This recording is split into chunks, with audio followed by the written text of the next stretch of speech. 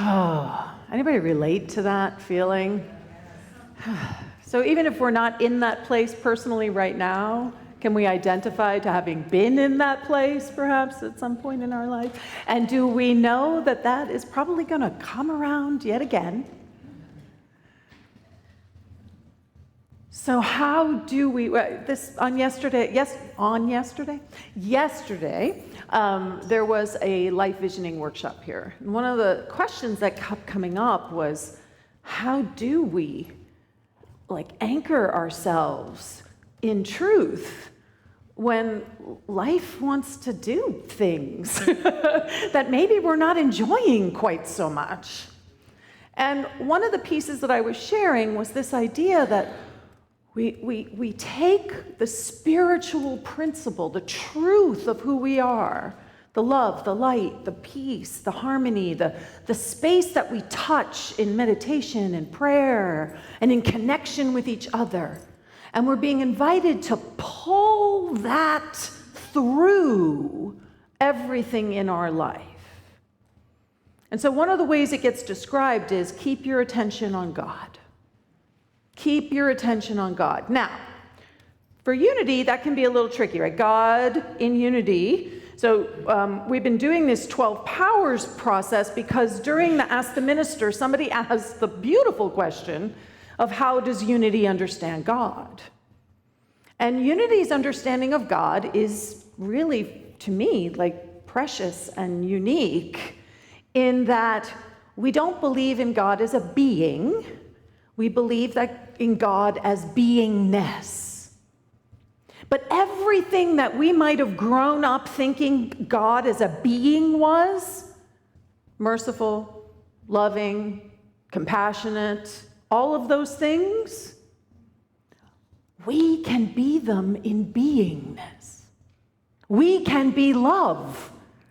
So we don't say that God is loving, because that implies that God is a being. We say God is love. We say God is peace, not peaceful. God is peace, period, end of story. So if God as a word triggers you, because it immediately calls to mind whatever it was that you might have grown up with, and some of us have some wounding around the God of our childhood, then you can call it whatever you like. But that God in unity is all that there is, infinite in its expression, which is awesome. And also, how do I use that?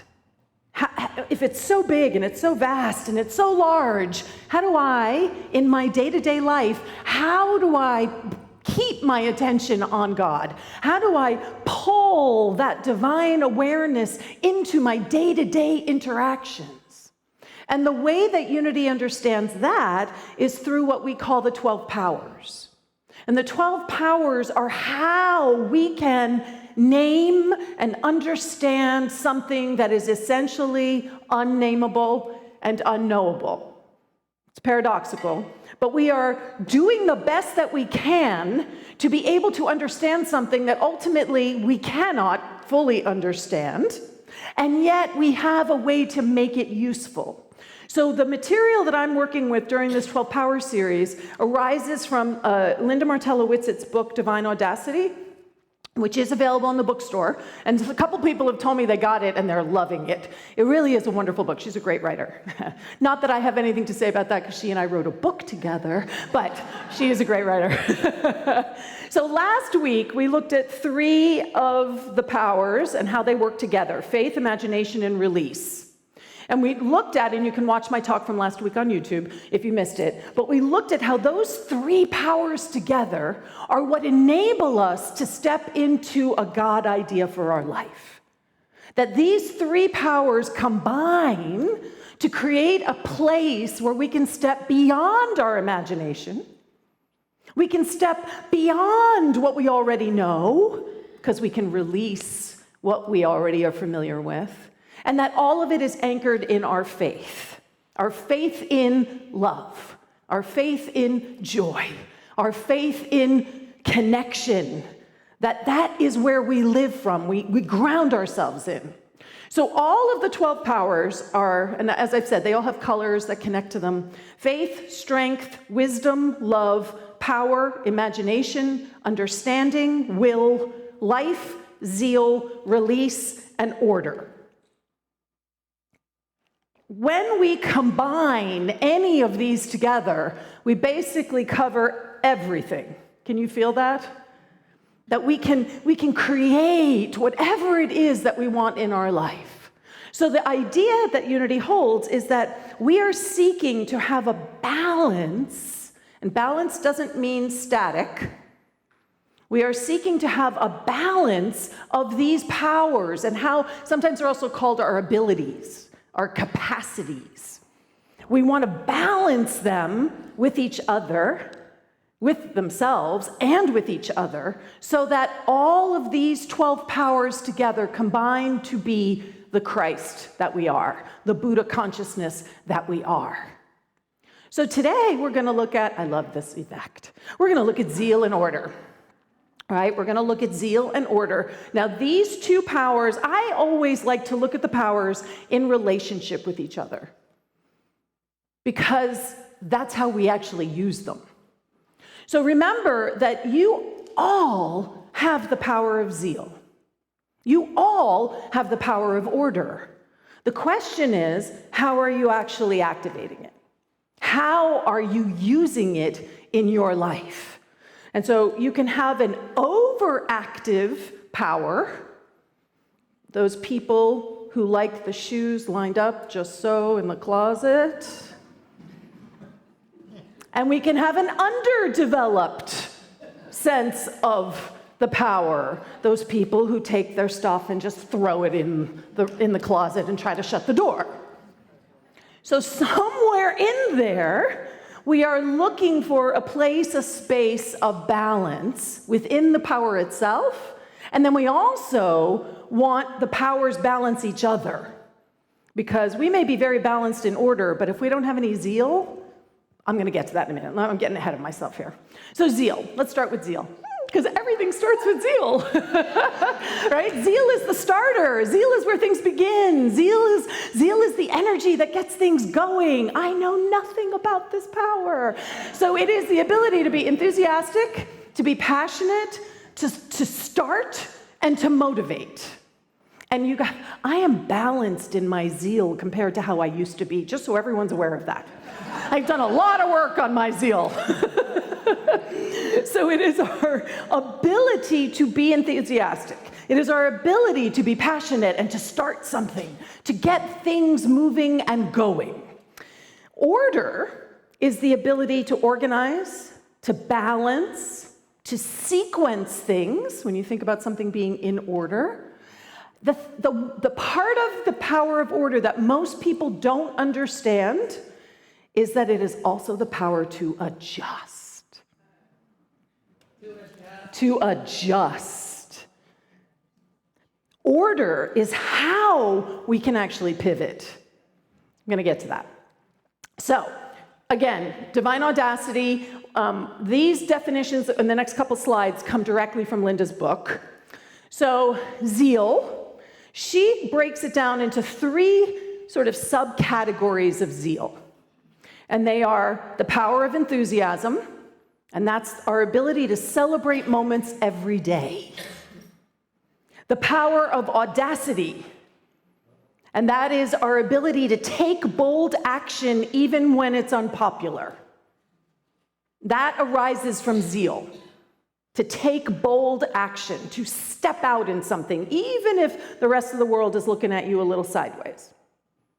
And then the power of devotion. Did you know that zeal is about devotion? It's about devoting your time, your energy to your purpose. That is all driven by zeal. So zeal doesn't have to show up the way my enthusiasm can show up. You can be quietly zealful.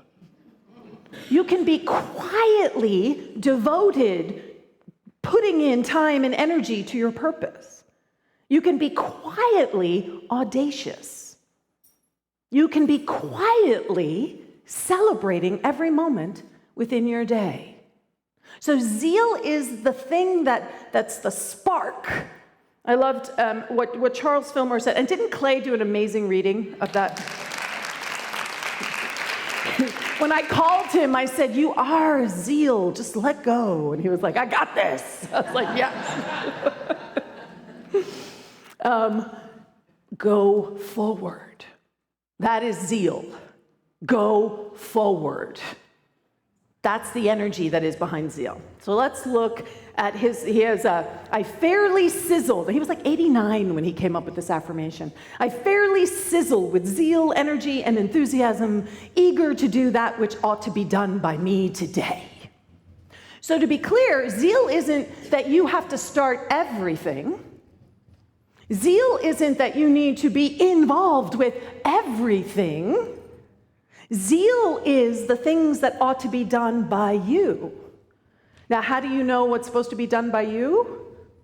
Go back to faith, imagination, and release. Go back to the vision, the purpose of your life. When you are anchored in the vision and divine purpose that is revealing itself moment to moment through and as your life, that's what you are applying your zeal towards. Because that will help you understand, what do I need to do this day? Then we have order. She breaks this down into three things. The power of organization, which is how most people think about order, people who organize things. So I can put my thoughts and actions in order. I can move from thought to action. This is huge. Can move from thought to action in an orderly way. The adjusting power of order. Change my actions when circumstances change. Okay, all of you who are on the very end of the order thing, take a breath with me here. Part of your gift of order is that you actually can be responsive to what's happening around you, not fixed, because that's the way I think it ought to be done. And it also means you can shift your focus when necessary. You can shift, pivot, move. Oh, here now. Again, where is all of the intuition and intuitive awareness coming from that's actually behind it all? The divine purpose and vision for our life. That is what is, do I need to shift my focus? Do I need to pivot in order to stay aligned with what's trying to reveal itself through me, which I'm listening to moment? And then the evolutionary power of order. This is that you're able to actually learn from your experience so that you don't have to keep doing the same thing over and over and over again. So zeal and order together, can you feel how they need each other? Can you feel how if zeal is just left to its own devices, it's like I love sevens on the Enneagram, but it's like squirrel, what's over there? Oh, that, I want to do that. Oh no, that looks so much more interesting, right? Zeal just wants to be like all over the place because what's new is what excites them. Order asks us to stay the course. Order asks us to continue, as Deborah sang, putting one foot in front of the other. That's the sequencing of something. But can you feel how without zeal, bringing newness and awareness and a willingness to experience something new, order can become very closed. So all you're doing is stepping exactly the way you've always stepped. The simple example of that is your shoes are always going back in the exact same spot. Now, there's nothing wrong with putting your shoes in the exact same spot. I'm not trying to make anybody feel crazy. But what I'm trying to illustrate is how order, when we are not allowing zeal to be a part of that, order can become very stagnant.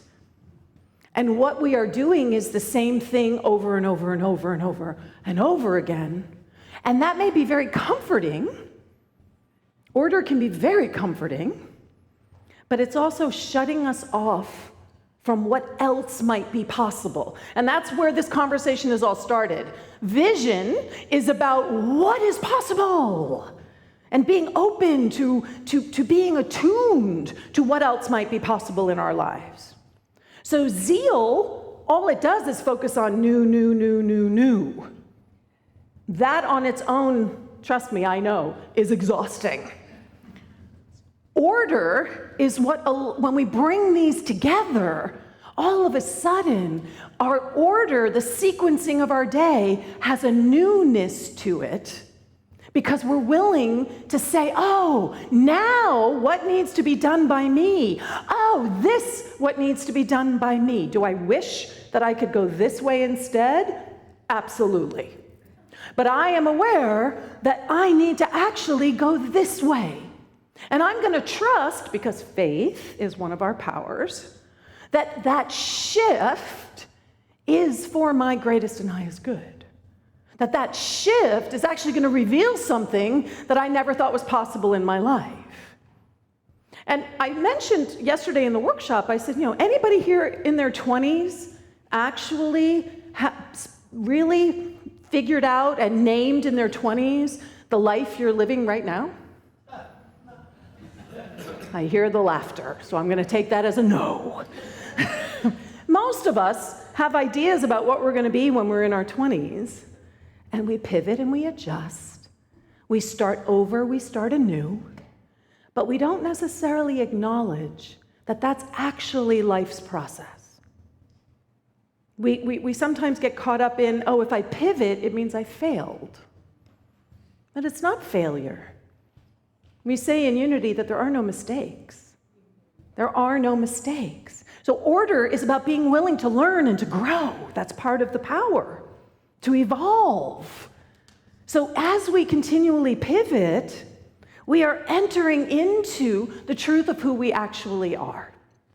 So last week we asked the question, how are you limiting your vision of what is possible? This week we are asking, how are you limiting your capacity to access and manifest the vision of what is possible? How many people in here have caught a vision of something that's possible in your life, zeal, and you get really excited about it, and then a couple months later it's like, and it just kind of, just sort of peters out. That's because the power of order wasn't in alignment.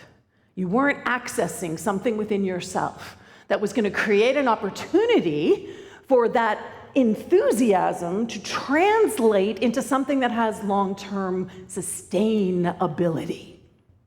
And that's the dance with zeal and order. Enthusiasm and newness with sustainability. But too much of one, and can you feel how that's not it's fun, perhaps, right? People who are very zeal-oriented, they have a lot of fun.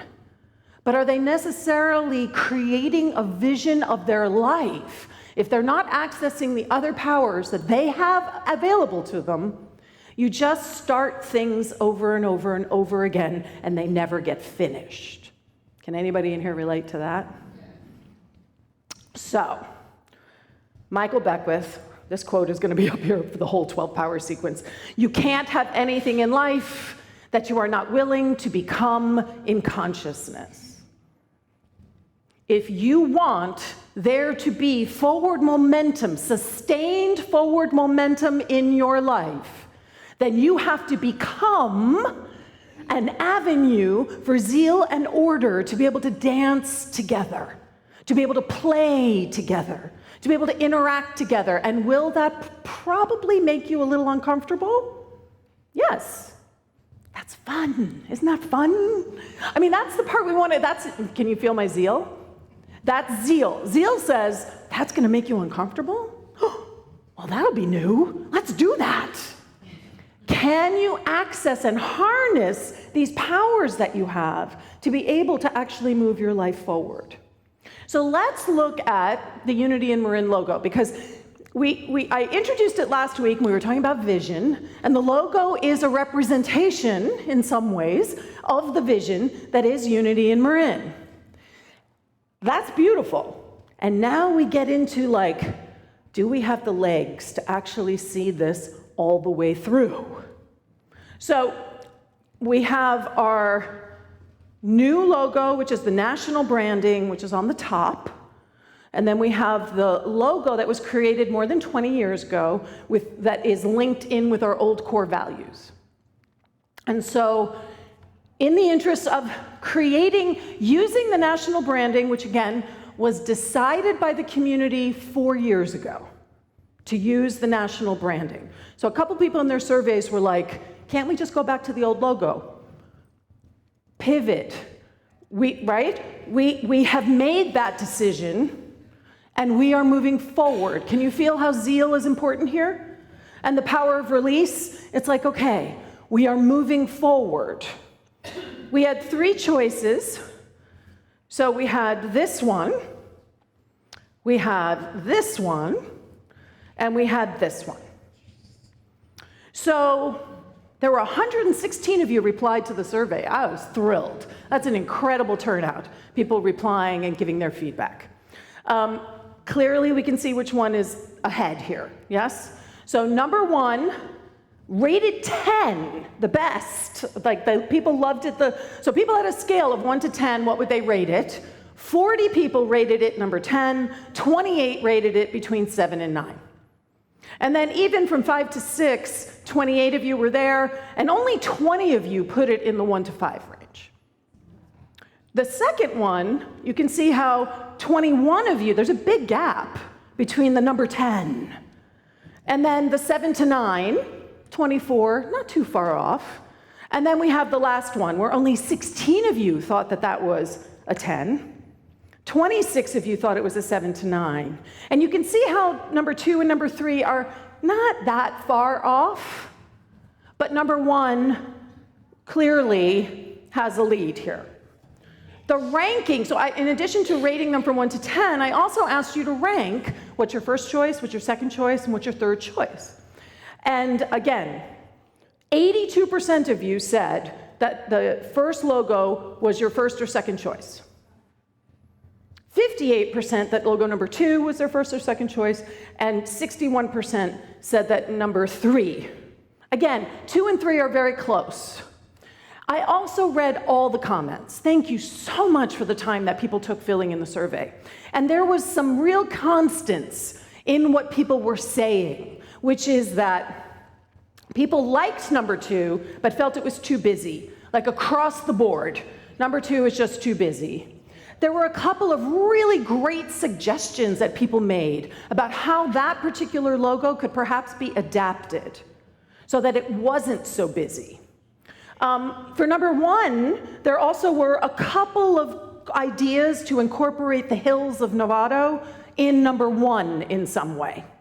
And then for number 3, it was pretty uniformly across the board. People are like, why is the bird flying away? I was like, oh, that's hilarious. Why is the bird flying away? Yeah, why is the bird flying away? It was also pretty unanimous that everyone said that in black and white, number 3 just looked way too muddy, that it didn't translate well into black and white. So what I am doing, okay, so in my perfect world, it would have been completely overwhelming, 95% of you saying go with logo 1, 2, or 3. I'm not attached. We don't quite have that. We do have an overwhelming, but I also heard the feedback. So what I did was I brought number 1 and number 2 back to the graphic designer. And she is going to incorporate some of the ideas that people put in about how perhaps we could update that and make it cleaner and more fun. Can you feel how that's order? Can you feel how that's a pivot? And that it's okay? That ultimately I am 100% sure that whatever logo we end up with is going to be better because we took the time to actually work with it. So it requires zeal, because I gotta tell you, I've already spent months on this, right? So there's a part of me that's like, it's not done yet. And there's another part of me that's like, okay, it's gonna be fun. The ideas that people wrote in were really interesting. So we're gonna see where that takes us. Can you see how we are using faith, imagination, release, order, and zeal. We're using all 5 of those powers in order to recreate and reimagine a logo that speaks to the 2020s. And the other thing I just want to say is that I am going to be doing an informational meeting. So if you want to dive into this with me, if you want the nitty-gritty on all of this, I will be here at noon. And we can talk through, and I can give you more backstory, and we can dive into things. But I wanted everyone in service and who's watching on live stream to get the update that I will be coming back with 2 more. So we're narrowing it down. Yeah, we're fine-tuning. How does that feel to everybody? Does that feel?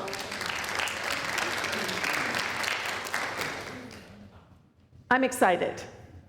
I am. I'm excited. It's my natural state of being, but still, I'm excited. I'm excited about what might arise.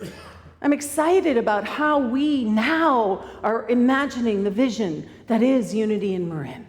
I'm excited for how we're still honoring our legacy. We're still honoring the energetic that was the legacy. This idea of the sun and the dove, that we're building upon that. Do a quick Google search of logos that have changed over time. You would be amazed at how many updates every single major brand that you know goes through a reimagining. Do you know that Apple, do you know what their first logo was? It was a farm with an apple tree in like a line drawing. Yeah, right? They went through, but they kept the apple. They kept something of that to move them forward. Google has gone through numerous changes. Now, it still says Google, but the font, the coloring, the texture, the way it feels, completely transformed. And they update, most companies go back to their branding at least every 5 years. We haven't looked at ours in 22. Isn't that exciting? Time to reimagine something, right? Time to reimagine something. So we're going to take all of this into meditation, because as we move through, come on up here, Jeremy. As we move through these powers, we're going to keep adding on to them. So the meditation I'm going to guide you through is just an opportunity of where are you with faith right now, right? Your ability to perceive and believe. Where are you with imagination? Are you spending time visioning, envisioning? Where are you with release? What do you need to let go of? Michael Beckwith always says, and I love this quote because it made me breathe, that 95% of spiritual liberation is letting go, because you already are it. You already are the thing itself. And where does your zeal come into play? And where does order align for you so that all of these powers are dancing together? So let's take a breath. And we're anchoring and knowing that none of us knows where we're going with the logo, but wherever we're going, it's going to be amazing. And whatever is alive within us around the logo, that we can just hold the highest and best.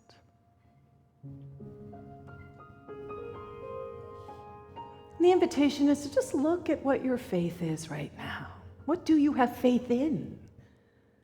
Do you have faith in yourself and in your capacity to be love, in your capacity to be strong and clear? To be authentic? Is there something in there that is seeking to be reimagined in a new way? And are you practicing and bringing your imagination on board? Are you welcoming new ideas? Are you welcoming that divine inspiration that is always going to surprise us? And what are you being asked to let go of?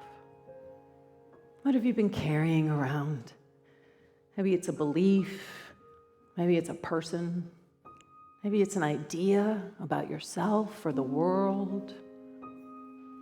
What can you release in this moment so that you can know true freedom?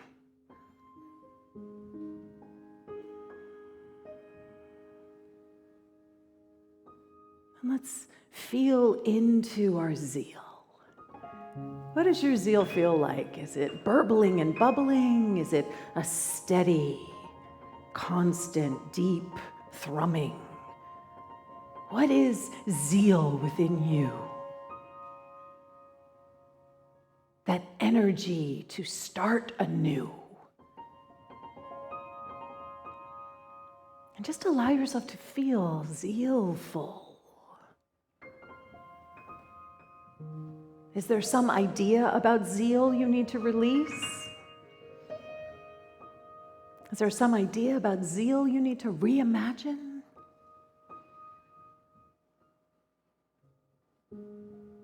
And then let's look at order, our capacity to adjust, to move forward with structure, and at the same time with fluidity.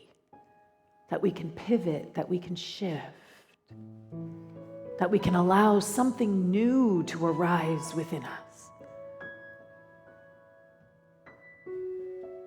And as we sit for a moment in silence, I just want you to feel into how these powers are interplaying within you right now. How do they dance together? How are you being called to show up as zeal and order, anchored with faith, imagination, and release? So let's just rest here for a moment in the silence.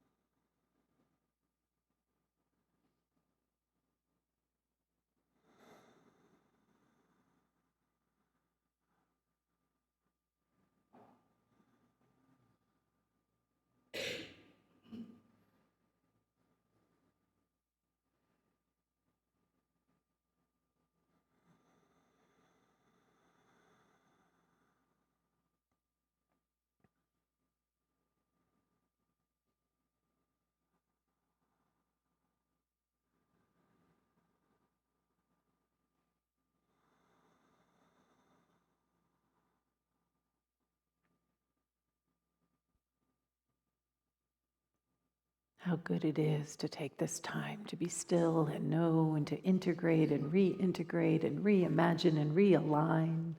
I see and I know that all of these powers are active within all of us right now, and that we are bringing consciousness to them in a new and powerful way. I bless our zeal. I bless our ability to start something new. And I bless our capacity of order to be able to create structure that we may sustain that which is ours to do. How grateful I am, truly. And so it is. Amen. So our affirmation, I am filled with zeal and enthusiasm that spur me on to great accomplishment. Can we know this together?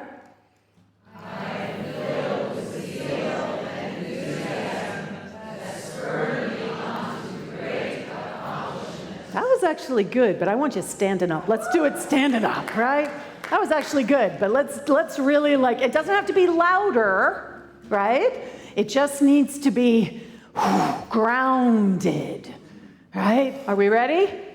1, 2, 3. I am filled with zeal and enthusiasm that spur me on to great accomplishments. And so it is. Amen.